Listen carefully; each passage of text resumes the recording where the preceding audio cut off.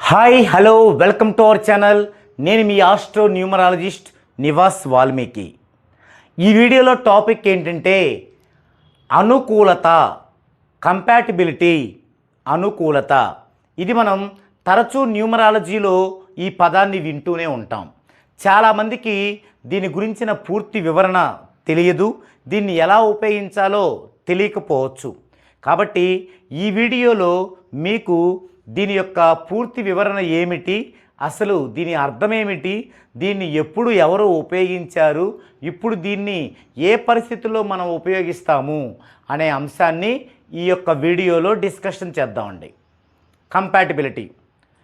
ఈ యొక్క కంపాటిబిలిటీని తెలుగులో మనం అనుకూలత అంటాం. అనుకూలత. దీనిని చాల్దియన్ కంటే ముందు, పైథాగరస్ కంటే ముందు, వీళ్ళిద్దరి కంటే ముందు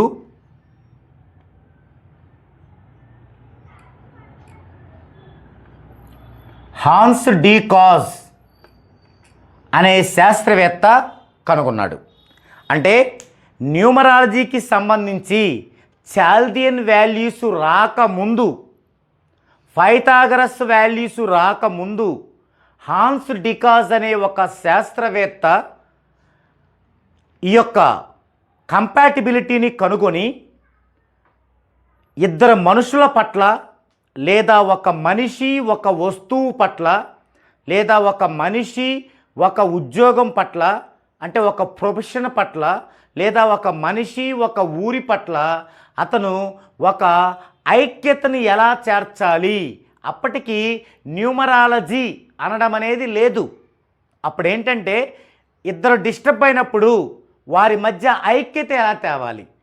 ఆ తర్వాత కాలంలో దాన్నే కొందరు వశీకరణం అని కూడా వాడారు. వశీకరణం అది ఒక టాపిక్. ఓకే, అంటే అది కొంచెం మంత్రోచ్చారణతో జరిగేటువంటి ఒక చిన్న చిన్న జిమ్మిక్స్తో జరిగేటువంటి టాపిక్ వశీకరణం.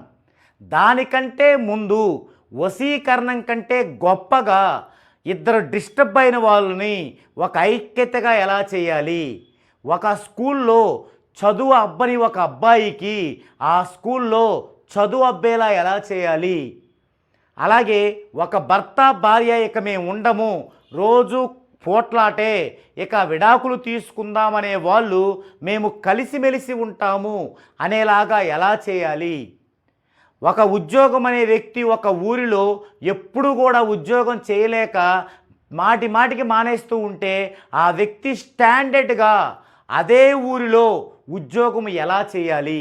ఇలాంటి అద్భుతమైన విషయాలని ఆయన ఈ యొక్క హాన్స్ డికాజ్ గారు కంపాటిబిలిటీ ద్వారా మానవ ప్రపంచానికి అందించారు. ఇప్పుడు 14 డైమెన్షన్ అనేది ఎంత ప్రావీణ్యం సాధించిందో అప్పుడు ఇది హాన్స్ డికాజ్ గారి యొక్క కంపాటిబిలిటీ అనేది అంత ప్రావీణ్యం సాధించింది. అయితే అప్పటికి ఆయనకు తెలిసి 1 నుంచి 9 దాకా విలువలు ఏమిటి అనేది కనుక మనం చూసినట్లయితే, అంటే ఈ హాన్స్ డికాజ్ గారు ఏ సంవత్సరంలో ఇలా చేశారు అనే దానికి ఇదిమిత్తంగా గ్రంథాలలో అయితే స్పష్టత లేదు, కానీ జరిగిందైతే మాత్రం ఉంది. సో ఆయన ఎలా తీసుకున్నా అంటే విలువలు 1 నుంచి ఈ విధంగా తీసుకున్నాడు. ఈ విధంగా తీసుకొని మనకి A to Z కంటిన్యూషన్గా తీసుకున్నాడు. వరుసన A, B, C, D, E, F, G, H, I. Continuation J, K, L, M, N, O, P, Q, R. మరలా continuation S, T, U, V, W, X, Y, Z. ఈ విధంగా అప్పుడు ఆయన మన యొక్క ఆల్ఫాబెటికల్లో ఏవైతే A to Z ఉన్నాయో దాన్ని అలా తీసుకొని దీంట్లో వాడటం అనేది జరిగింది. ఆ తదుపరి కాలంలో ఈయన తరువాత పైథాగరస్ ఎంటర్ అయ్యి ఇదే టేబుల్ని ఆయన కూడా వాడటం మొదలుపెట్టాడు. అయితే మరి హాన్స్ డీకాజ్ అనే పేరు ఇలా ఉండటం కారణంగానో, అంటే నోటికి తిరగకపోవట కారణమో, లేదంటే ఆయన కంటే కూడా రీసెంట్గా వాడినటువంటి పైథాగరస్ గారిని ఆదర్శంగా తీసుకోవటం అయితేనేమో ప్రజెంటు దీన్ని పైథాగరస్ టేబుల్స్ అంటం అనేది పరిపాటి. అయితే దీని తర్వాత పైథాగరస్ దీన్ని ఎక్కడ ఉపయోగించాడు? నార్త్లో ఉపయోగించాడు. నార్త్లో ఉపయోగించి బాగా సక్సెస్ఫుల్గా రాణించాడు నార్త్లో. అయితే నార్త్కి సౌత్కి చాలా డిఫరెన్స్ ఉంటుంది సైంటిఫిక్గా, కాబట్టి ఇది మన దగ్గర పనిచేయదు. కానీ మనం దీన్ని ఒక చోట యూజ్ చేస్తాం, బ్యాడ్ నెంబర్స్ వెరిఫికేషన్లో పైథాగరస్ సిస్టమ్ అని యూజ్ చేస్తాం. కానీ పైథాగరస్ సిస్టమ్ కంటే ముందే ఇది హాన్స్ డీకాజ్ సిస్టమ్. ఈ హాన్స్ డీకాజ్ సిస్టంలో ఈ టేబుల్ను ఉపయోగించి ఆయన కంపాటిబిలిటీ అనేటువంటి ఒక వండర్ఫుల్ సబ్జెక్ట్ని తీసుకొచ్చి, అంటే ఇదేంటి శాస్త్రము కాదు, కంపాటిబిలిటీ చాప్టర్. ఆ చాప్టరే మనకు ఇప్పుడు అడిషనల్ డైమెన్షన్లో కూడా ఉంటుందన్నమాట. అయితే వీళ్ళిద్దరి తర్వాత చాల్దిన్ వచ్చాడు. చాల్దిన్ వచ్చి సౌత్ వైపు ఇది బాగా వర్కౌట్ అవ్వట్లేదని ఆయన 1 నుంచి 9 నెంబర్లో 9వ నెంబర్ని దైవికమైన నెంబర్గా వదిలేసి మిగిలిన నెంబర్లకి ఆయన ఈ విధంగా ఇచ్చాడు.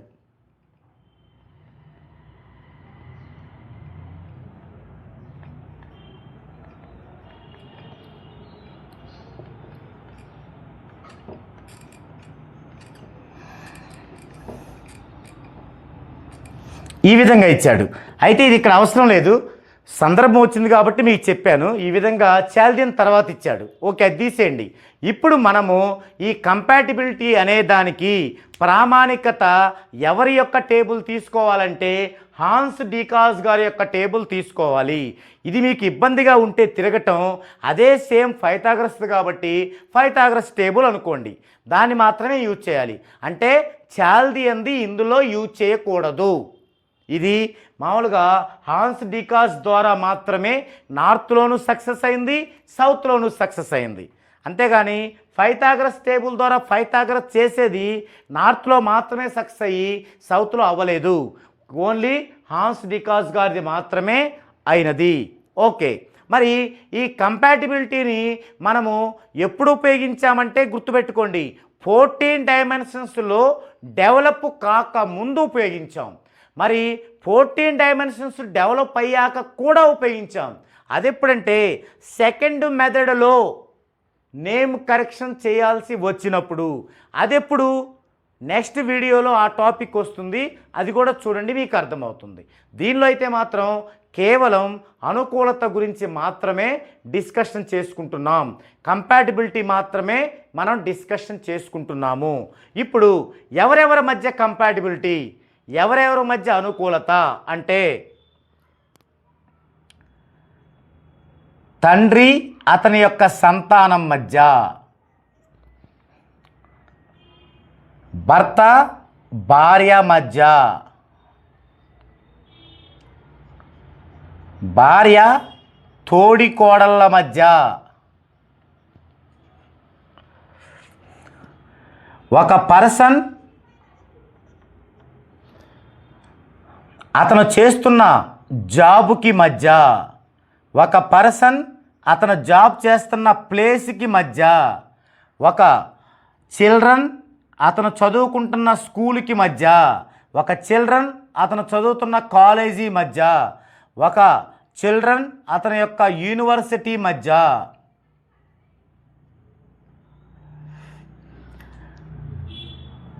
ఈ విధంగా మనం ఇలాంటి ఎన్నో సందర్భాలు, ఇవన్నీ కూడా మనకి దైనందిక జీవితంలో రొటేషన్ అయ్యేటువంటివే. ఇలాంటి వాటి దగ్గర అది ఉపయోగించి సక్సెస్ అయ్యి అందరి మన్ననల్ని పొందటం అనేది జరిగిందనమాట. సో ఇప్పుడు కూడా దీనిని ఎవరికి ఉపయోగిస్తామని చెప్పుకున్నాం? సెకండ్ మెథడ్లో నేమ్ కరెక్షన్ చేసే వాళ్ళకి. ఎందుకు సెకండ్ మెథడ్లో నేమ్ కరెక్షన్ చేసే వాళ్ళకి 14 డైమెన్షన్స్లో కొన్ని సెట్ అవ్వవు, కొన్ని సెట్ అవునప్పుడు వారి యొక్క జాబ్ కానీ వారి యొక్క భార్యాభర్తల మధ్య సయోధ్య కానీ ఫుల్ఫిల్గా ఉండదు, నేమ్ కరెక్షన్ చేసుకున్నా కూడా. అలాంటి వారికి దీన్ని ఉపయోగించడం వల్ల అద్భుతమైన ఫలితాలని మనము చూడవచ్చు అన్నమాట. ఇంకా ఇదే కాకుండా వేటికి ఉపయోగించవచ్చు అంటే రెండు దేశాల మధ్య ఐక్యత కోసం కూడా ఉపయోగించవచ్చు. ఉదాహరణకి బొంబాయి, ముంబై, ఇలా అంటే బొంబాయిని ముంబైగా మార్చడం ద్వారా కొంత సాధించాం. అయితే దానికి ఏం ప్రామాణికత ఉన్నది అనేది అది వేరే విషయం. అలాగనమాట. అలాంటి చాలా విషయాల్ని ప్రాంతాల మధ్య, దేశాల మధ్య, మనుషుల మధ్య, అలాగే ప్రొఫెషన్ మనిషికి మధ్య, ఇట్లా ఎన్నో రకాలుగా దీన్ని మనం ఉపయోగిస్తూ వస్తుంటాం. అయితే ప్రాక్టికల్గా అవి మనం ఒకసారి చూసి ఎలా ఉపయోగించాలి వీటిని అనేది మనము దీనికి కంటిన్యూషన్గా ఉండేటువంటి పార్ట్ 2లో చూద్దామండి. ఇది ఈ వీడియోలో కంటెంట్. నెక్స్ట్ దీనికి కంటిన్యూషన్గా ఉండే పార్ట్ 2లో ఇదే టాపిక్ యొక్క నెక్స్ట్ లెవెల్కి కలుద్దామండి.